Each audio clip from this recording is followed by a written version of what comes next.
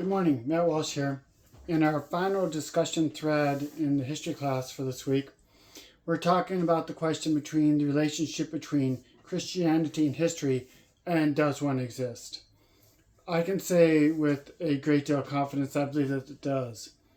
Being a member of active duty in the Navy for 30 years, then 10 more years as a government service representative, I had the opportunity to travel around the world a few times, and most recently throughout Europe. And one thing I can say for certain is no matter where you go in the United States or Europe, but especially Europe, you see historical evidence of Christianity.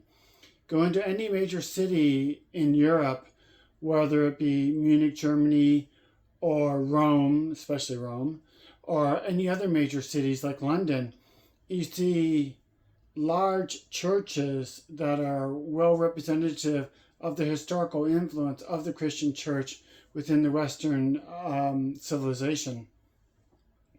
Now, going more towards the United States and our founding fathers, they put in the First Amendment that it guarantees the rights of freedom of speech and the free exercise of religion.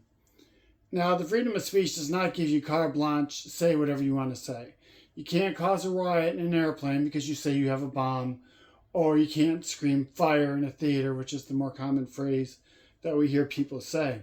But what it does give you the right to do is speak freely on the way that you want to practice your religion. God is great. God doesn't exist. Whatever it means to you, you have that guarantee in our Constitution, or at least the amendment to our Constitution, to speak your mind in the way that you think you should.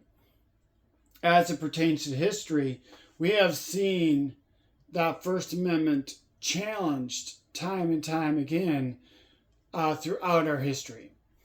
And we normally call it the challenge to freedom of speech, but it's really the free exercise of religion as it pertains to that speak. Anywhere in our history. In the 1800s, we have a lot of movement in evangelicals. They have that right. They have the right to speak their minds, either as an individual or collectively, on what they think it should be the impact to the government. Now, stepping way forward, talk about the Reverend Jerry Falwell just for a brief moment. He impacted with Ronald Reagan. I'm old enough to remember the Reagan era, and Reagan brought about a whole new way of looking at things, coming off the 1970s. He was a churchgoer, avid churchgoer, and he represented well in the country when he had multiple times where the news agencies would film him coming and going from church on Sundays. He had Jerry Falwell and others come into the White House and brief him on the status of the religion in the country. Reagan was history. For 8 years in the 1980s, he led the country through the downfall of communism and the rest of his impacts. He had a religious impact to what he did. So to say religion didn't impact history would just be kind of a non-starter. All right, thank you. Have a great day.